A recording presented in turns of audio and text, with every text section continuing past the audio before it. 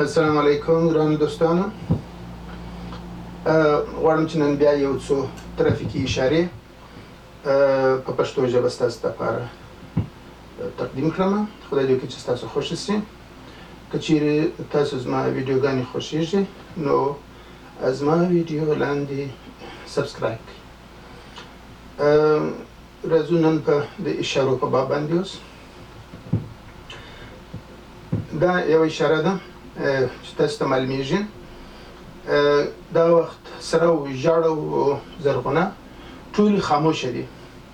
نو د دې معنا دا ده چې اشاره کار نه کوي.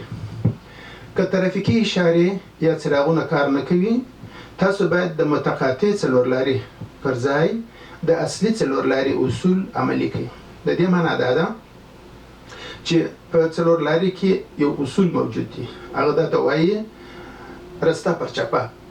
یعنی که چیرې دوه موټران یو ځای پر څلورلارې باندې ولاړ وه، یو یوې خواته یو پر بل لار باندې، هغه موټر حق اولیت لري چې رسته خوا یا شی خوا خالي وي. یعنی چې شی خواته یې موټر نه وي. د هر یو چې شی خواته موټر ولاړو هغه به نه ځي. هغه یو چې شی خواته یې موټر نه و هغه به اول حرکت کوي. او یا په دا حالاتو کې راځي چې هر یو مخکې راغلی و، هر یو مخکې درېدلی و، هغه مخکې حرکت کوي. او هر څوک چې وروسته راغلی و هغه به وروسته حرکت کوي. دلته به هم دغه قوانین مراعاتېږي.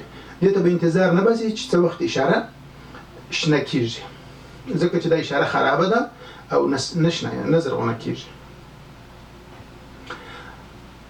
دا اشاره چې تاسو وینئ دلته نوشته دي واک یا ورځه. دا د پلي خلکو دپاره ده. هغه پلي خلک چې جاده پرې کوي، یعنې په مخامخ لاره باندې تېرېږي. پلي یا پیاده خلک کولی شي چې جاده پرې کړي یا قطع یې کړي. یعنې کولی شي چې د جادې د یوې خوا څخه بلې خوا ته تېر شي. کله چې دغه اشاره وه، د دې معنا د اجازه یې ورته ورکړې ده چې اوس پیاده خلک کولی شي چې تېر شي، موټران باید ودرېږي. دا اشاره چې وینئ دواړه رقمونه شته. یو کې نوشته کړي ډونټ واک یعنې مه ځه، او د بله کې لاس ورته نیولی دی، اشاره ورته کوي. دواړه یوه معنا لري، یعنې د جادې څخه مه تېرېږي. دا پلي خلکو ته یا پیاده خلکو ته خبر ورکوي چې نور مه تېرېږي، او څوک چې په جاده کې دی هغه دې تېر شي، او څوک چې د جادې په سر کې ولاړ دي چې غواړي تېر شي هغه دې نور نه داخلېږي، ځکه چې د موټرانو وخت را رسېدلی چې هغوی باید تېر شي. دا اشاره چې تاسو وینئ دلته نوشته د یو غش یا د تیر غوندې علامه ده چې یوې خواته اشاره یې ورکړې ده. نو دا علامه به تاسو تعقیب کړئ. که دا شی خواته وه نو تاسو شی خواته ګرځئ، او که کیڼ خواته وه تاسو کیڼ خواته حق لرئ چې وګرځېږئ.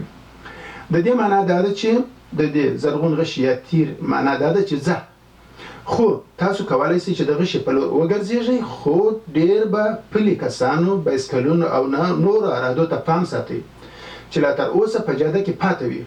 یعنې تر اوسه لا تېر سوي نه وي، په جاده کې پاته وي. هغو ته به ډېر فکر نه سي هسې نه چې هغوی لا پاته وي او ته پسې ور روان سي. دا اشاره چې ده دا تاسو وینئ، دا اشاره ژړه ده.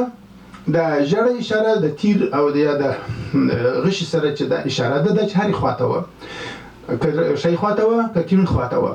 د دې معنا دا ده چې د ګرځېدلو اشاره تقریبا ختمه ده. یعنې زرغونه چې وه هغه وخت چې تاسو د تېرېدلو حق درلودی هغه ختمه سوې ده او اوس دستي سره کېږي. نو که چیرې تاسو ته فاصله پاته وه، تاسو که کولی شئ چې په حفاظت سره ودرېږئ نو ښه ده چې ودرېږئ او بلې اشارې ته تیاری ونیسئ. او که نه سئ درېدلی نو خپل دوره یا ګرځېدل دې په احتیاط پوره کړئ. احتیاط به کوئ ځکه چې دا ژړه ده ممکنه ده چې تر اوسه پورې له نور خلک په هغه ځای کې وي. د خلکو بایسکل دې شیانو ته باید ډېر پام وساتئ.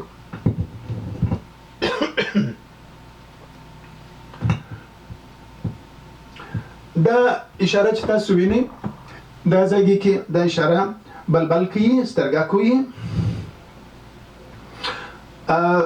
دا ژړه اشاره هم د دې معنا لري د ګرځېدلو اجازه شته، خو ته به شاوخوا وګورې چې پلي کسان یا پیاده کسان او یا مخامخ ترافیک نه وي، تر هغه وروسته به په احتیاط وګرځېږئ. دا همیشه دغه کله چې سترګک وي بلبل کوي یا سترګک وي، د دې معنا دا ده چې دلته به احتیاط خامخا کوئ. همیشه به احتیاط کوئ، خو دلته به ډېر احتیاط کوئ، یعنې ورو به تېرېږي، تلواره به نه کوئ. تاسو ښي خواته ګرځېدلی سئ یا که دا اشاره کیڼ خواته وم تاسو کیڼ خواته ګرځېدلی سئ، خو اول به شاوخوا وګورئ چې نور موټران پیاده یا بایسکلونه نشته، هغه نه وروسته به بیا تېر سئ. د نن دپاره همدومره بس ده. تر بلې ورځې پورې د خدای په امان، تاسو ته به ښه ورځ غواړم.